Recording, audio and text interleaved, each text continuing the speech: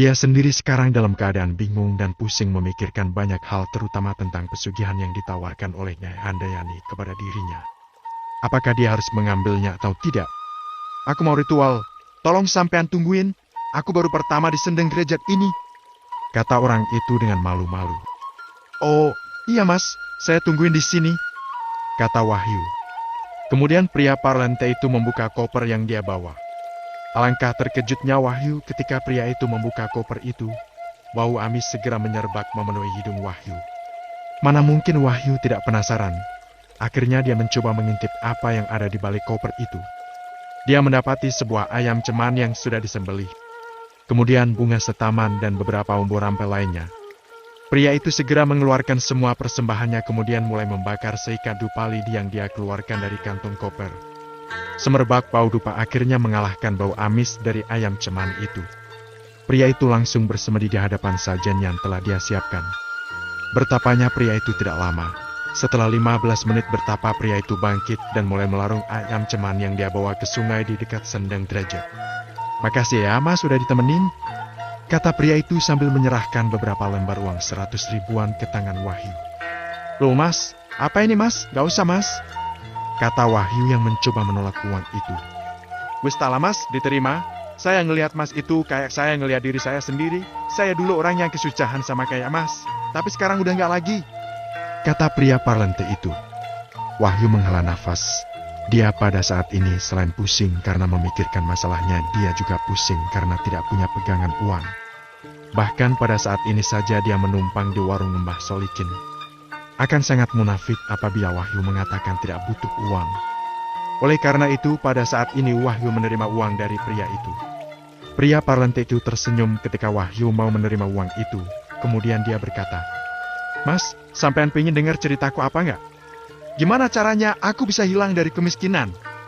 Kata pria itu. Setelah beberapa detik dia terenung, Wahyu kemudian mengangguk. Boleh mas, kata Wahyu. Setelah itu pria parlante dan Wahyu mencari batu di pinggir sungai yang sedikit agak besar. Kemudian mereka berdua mengobrol. Sebelumnya, namaku Ridlo mas, dari Gresik. Namanya sampean siapa?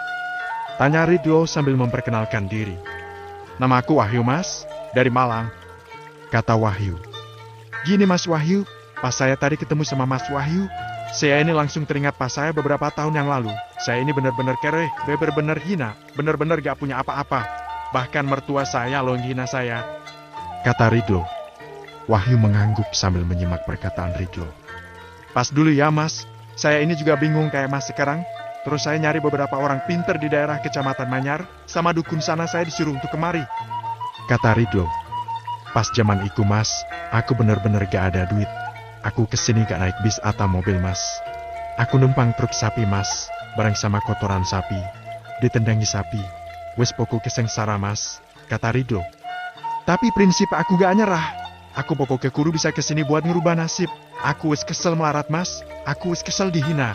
Pokoknya aku kemari harus jadi orang sukses. Iku prinsipku, imbuh Ridlo dengan berapi-api. Akhirnya aku bisa sampai di tempat ini mas, kata Ridlo. Kemudian Ridlo melanjutkan ceritanya yang sangat memotivasi Wahyu. Memang, cerita Ridlo benar-benar memotivasi Wahyu. Awal mulanya sorot mata Wahyu sama sekali tidak menunjukkan gairah hidup apapun. Namun ketika Ridlo berbicara tentang bagaimana caranya dia mendapatkan uang, mobil, rumah, dan harga diri yang telah lama hilang dari diri Ridlo, Wahyu menjadi sangat tertarik. Ini yang harus aku lakukan. Aku harus mendapatkan semua itu, batin Wahyu dengan sangat bersemangat. Bahkan saking bersemangatnya, Wahyu terlihat mengepalkan tangannya. Ya pokoknya begitu mas kisahku. Aku benar-benar dari keadaan terhina, terus sekarang bisa balas orang-orang yang telah menghina aku, kata Ridlo mengakhiri ceritanya. Wahyu hanya mengangguk-mengangguk menanggapi kisah dari Ridlo. Mau diakui atau tidak, kisah Ridlo benar-benar inspiratif untuk dirinya, terutama bagian di mana Ridlo membalas dendam kepada semua orang yang telah menghinanya. Hidup itu sekali Thomas, jangan sampai gagal. Apa yang kepingin dan diambil. Buktikan kepada orang-orang yang telah menghina mas, bahwa mas Wahyu bisa lebih sukses dan lebih hebat, imbuh Ridlo. Iya mas, matur nuwun sampun sampean kasih tahu cerita sampean, kata Wahyu. Santai mas, ceritaku gak begitu penting. Yang paling penting sampean harus bisa bangkit, kata Ridlo. Wahyu menghela nafas perlahan sambil menatap langit. Sebenarnya saya ini juga punya permasalahan yang sama kayak sampean, kata Wahyu. Wahyu kemudian mencoba menceritakan secara singkat tentang kisahnya yang kalah judi, menggadaikan rumah, hingga istri dan anaknya hampir terlantar sekarang. Kemudian Wahyu juga menceritakan bagaimana dia bisa ditipu sehingga bisa kalah. Wahyu menceritakan bahwa dia benar-benar ingin membalas kepada para orang yang telah menipunya. Lah itu mas, sampean sendiri kan sudah tahu kalau ditipu, sampean harus balas, jangan sampai sampean hanya diinjak-injak saja, kata Wahyu. Kemudian dengan perlahan Wahyu mulai menceritakan tentang kisahnya bertemu dengan penunggu kali tempur, yaitu Nyai Handayani yang ingin menjadikan dirinya sebagai suaminya. Pada kali ini Ridho benar-benar terkejut bukan main.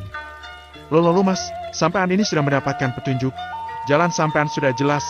Jalan balas dendam sampean sudah jelas. Apa sampean tidak ingin nendang orang-orang yang telah nipu sampean? Tanya Ridho.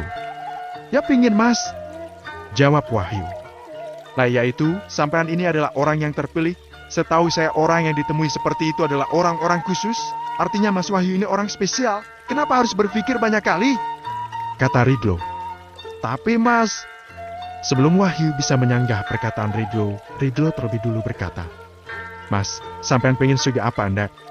Sampean pengen ngerubah nasib apa ndak?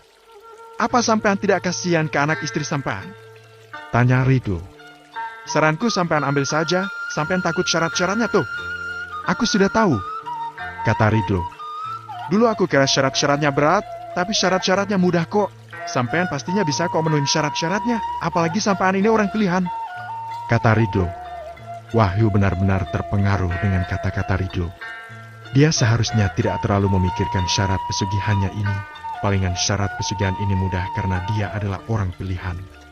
Yang seharusnya Wahyu pikirkan adalah bagaimana caranya membalas dendam dan berusaha untuk menjadi kaya agar anak dan istrinya tidak sengsara lagi. Makasih ya mas, kata Wahyu dengan tulus.